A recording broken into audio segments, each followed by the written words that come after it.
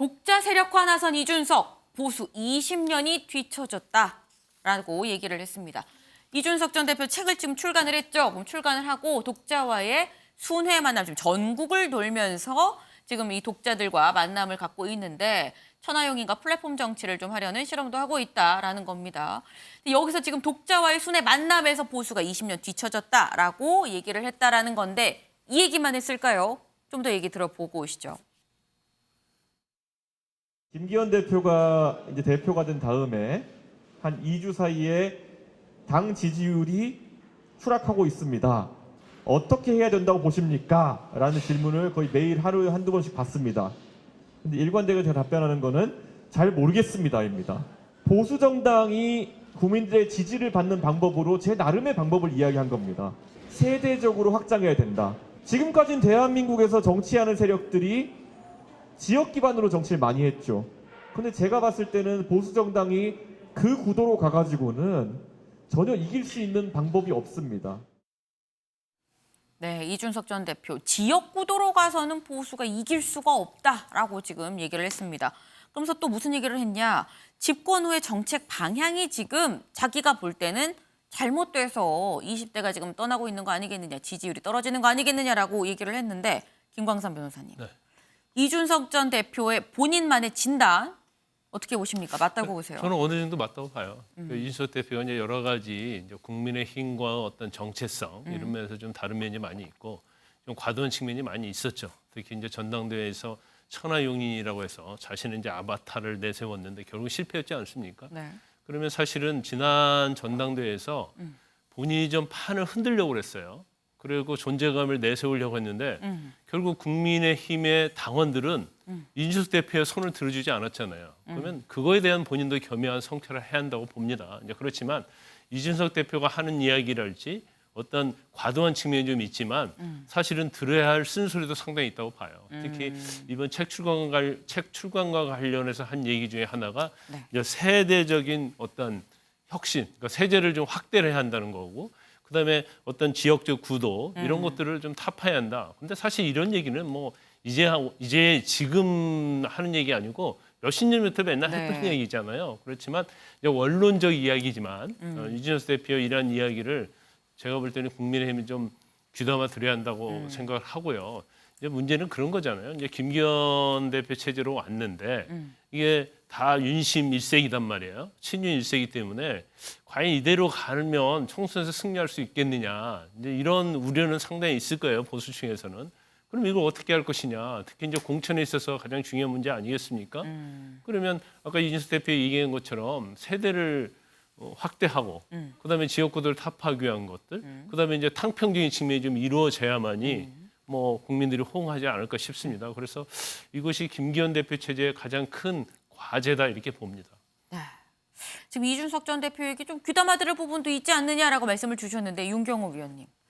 국민의힘 입장에선 사실 이준석 전 대표가 20대 지난 대선에서 20대 2030 이 지지를 상당히 좀 많이 끌어오면 분명히 있긴 있거든요. 계륵이 아닌가라는 생각이 들기도 하고요. 어떻게 보십니까? 아니 멀쩡한 당대표인데 윤석열 대통령이 집권을 한 이후에 쳐냈잖아요. 이번 전당대회에서는 이준석 대표가 미는 사람들, 천하용인이라고 얘기하는 자기 세력들을 대표와 후보로 최고위원으로 내세웠는데 한 사람도 선택이 안 됐잖아요. 안 됐죠. 그럼 어떻게 더 앞으로 당이 같이 있죠? 그러나 본인은 보수정당을 자임한다고 얘기하고 있어요. 보수정당의 진로는 이렇게 가야 됩니다라고 네. 얘기하고 있어요. 그러면 김기현 대표를 중심으로 하는 지금의 국민의힘에서는 이준석과 그 세력들을 받아줄 생각이 전혀 없는데 어떻게 공존할 수 있겠어요? 그러나 총선은 1년 앞으로 다가왔지 않았습니까? 네. 아까 박지원, 이인규, 이준석 다 책 내고 이렇게 얘기하는 게 뭐겠어요?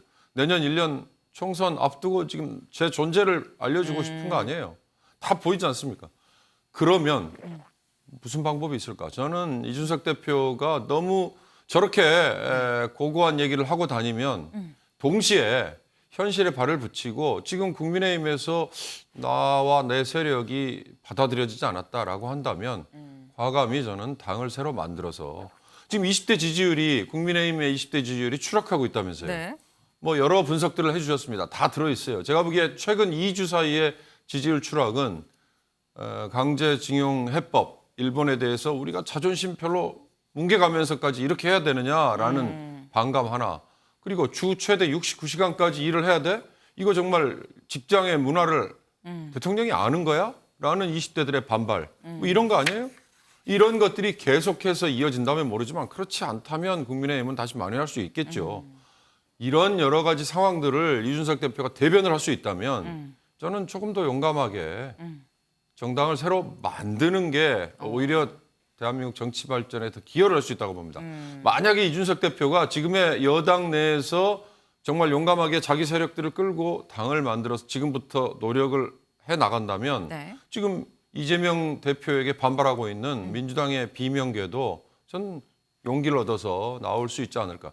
지금의 정당 정치는 거대 정당 두 곳이 가지고 있는 어마어마한 자산, 그거의 우산 아래 다 지금 향유를 하고 있어요. 그래가지고 어떻게 정당이 발전을 할까. 네. 그런 점에서 저는 이준석 대표가 저렇게 말만 하지 말고 조금 더 용감하게 다른 행동도 같이 해야 유권자들의 선택을 받지 않을까. 그런 생각 드네요. 네, 지금 분당 창당을 권하는 윤경호 위원님의 말씀을 또 들어봤습니다. 네. 또 거대 양당 정치의 폐해까지도 또 같이 좀 짚어주셨어요. 사실 지금 당 대표가 뽑히고 지도부가 구성이 됐는데 일단 너무 친윤일색인 거 아니냐라는 비판이 실제로 나오고 있긴 합니다. 하지만 또 중요한 당직이 하나 남아있죠. 다음 기사 좀 같이 보겠습니다. 원내대표가 남아 있습니다. 수도권 대 영남, 여당 차기 원내대표 경쟁이 본격화되고 있다. 네. 지금 총선 승리를 위한 지역 균형 논리 속에 김학용, 윤상현, 박대출 등의 움직임이 있다라고 얘기가 나오고 있습니다. 또 여기 중에서 뭐 윤재욱 의원, 대구의 윤재욱 의원도 지금 얘기가 나오고 있는데 홍석준 의원님. 네. 지금 큰 구도가 수도권 원내대표냐 아니면 그냥 지역 안배 없이 일단은 뭐 하나로 갈 수 있는 단일 대우로 좀 형성하는 그런 원내대표냐 뭐 윤심 그런 얘기로 좀 가고 있는 것 같은데 어떻게 보세요? 예, 제가 지난번 방송에서 국회의원들이 굉장히 질 안 좋은 유권자라고 이제 말씀을 드렸는데 그게 사실 어떤 의미냐면 사실은 국회의원들이 이제 원내대표를 뽑을 때 한 가지 변수만 생각하는 것이 아니라 여러 가지 변수를 두고 이제 생각을 하기 때문에 사실 한 사람 한 사람의 속마음을 참 알 수가 없기 현명한 때문에 유권자 아닌가요? 그러면 다양한 변수를 다 고려하는 이제 상대방 이제 후보 입장에서는 굉장히 질 안 좋은 후보 유권자인 입장에서. 거죠. 예. 사실 이제 원내대표를 선출하는데 지금 지역 안배도 굉장히 좀 중요합니다. 그런데 여기서 또 지역 안배라는 게 또 영남권을 다 또 싸잡아서 하나의 또 영남권 할 거냐. 네. 예를 들면 박대출 의원은 PK이기 때문에 정말 지역적으로 지금 이제 김기현 원내대표하고 뭐 이렇게 동일 지역권이라 하지만 또 TK는 또 PK는 또 다르거든요. 그렇기 때문에 이제 같은 이제 영남권의 의원이라 하더라도 나는 또 좀 다르다고 생각을 하는 어떤 그런 경향이 있는 것이고 또 원내대표 선거에서는 또 의원들 간의 어떤 관계 어떤 친소 관계가 또 굉장히 또 중요한 또 변수가 또 될 수가 있고 네. 또 당연히 또 대통령하고의 또 그런 관계도 또한 또 중요합니다. 그렇기 때문에 여러 가지 어떤 관계 변수가 있기 때문에 지역 안배라는 것은 뭐 절대적인 변수는 될 수는 없고 그런 한 가지 중요한 어떤 변수는 된다고 이제 봤을 때 지금 현재는 수도권의 이제 김학용 의원과 윤상현 의원은 지금 현재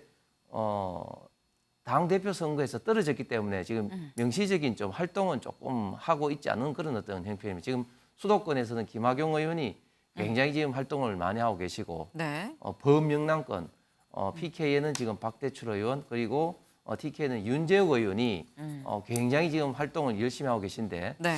이분들 한 분 한 분들이 다 좀 굉장히 좀 친화력이라든지 또 당내 역학관계에서 현재까지 중요한 경력과 역할을 해 오신 분들이기 때문에 앞으로 이제 어떤 구도가 진행될지 앞으로 며칠 사이에 조금 결정될 것 같습니다. 네. 앞으로 며칠 사이에 이 흐름이 좀 잡히지 않겠느냐라고 말씀을 주셨는데 김경만 의원님. 네. 근데 지금 지역 안배와 원내대표도 과연 윤심이 작용할 것이냐. 사실 크게는 두 가지 흐름이라고 아까 말씀을 드렸는데 윤심과 지역 안배 둘 중에 지금 뭐가 더 좀 중요시 흐름이 좀 잡히는데 영향을 미칠까요? 어떻게 보십니까? 저희 공교롭게도 여야가 원내대표 선거가 예정돼 있는 것 같습니다. 네. 원내대표라는 건 뭐 제가 말씀 안 드려도 당의 서로 협상의 파트너이기 때문에 어떠한 파트너가 원내대표로 선정이 되느냐 이 부분은 국회 운영에 있어서 상당히 중요한 포인트입니다. 중요하죠. 또 당내 역학관계도 중요하지만 저희 당도 이제 4월 되면은 지금 이제 서서히 여러 가지 열기가 있습니다만은 네. 이재명 대표와 또 호흡을 맞춰서 차기 총선을 책임질 원내사령탑에 누가 출마하고 또 누가 될 것인가 이런 부분에 대한 초미의 관심사가 있는데 네. 마침 공교롭게도 여당에서도 원내대표 선출이 있습니다. 그런데 어차피 여당은 당대표 선거 과정에서 거의 뭐 100% 청와대 아니죠 대통령실에 여러 가지 의중이 반영된 당대표 선거였기 때문에 원내대표도 그러한 부분을 상당히 좀 영향이 있을 것이다. 이런 생각을 갖고 우리가 지역과 영남 구도로 이렇게 보고 있습니다. 아니죠 수도권과 영남 구도로 보고 있습니다만은 네. 얼마나 많이 이렇게 그 국회의원들의 마음을 얻는 능력 있는 유능한 이런 분이 또 출마하고 마음을 얻느냐 이거 중요한 포인트 같아요. 요거 하나만 더 여쭤보겠습니다. 민주당이 생각하는 지금 현재 거론되고 있는 국민의힘 원내대표 중에서 이 사람이 뽑히면 우리가 좀 여야 협치 잘 될 것 같다. 누가 있을까요? 제가 그런 특정인을 언급하는 것은 바람직하지 않는 것 같고요. 어쨌든 뭐 네. 나오신 분들이 다 훌륭하신 분이니까 좋으신 분이 선출될 것이라고 기대하고 어떤 분이 선출되더라도 야당과 호흡을 맞추는 원내대표가 되길 바랍니다. 어떤 분이 선출이 되더라도 좀 야당과 좀 잘 협치로 좀 호흡을 맞추고 소통을 잘해주는 사람이 되면 좋겠다라는 말씀을 주셨습니다.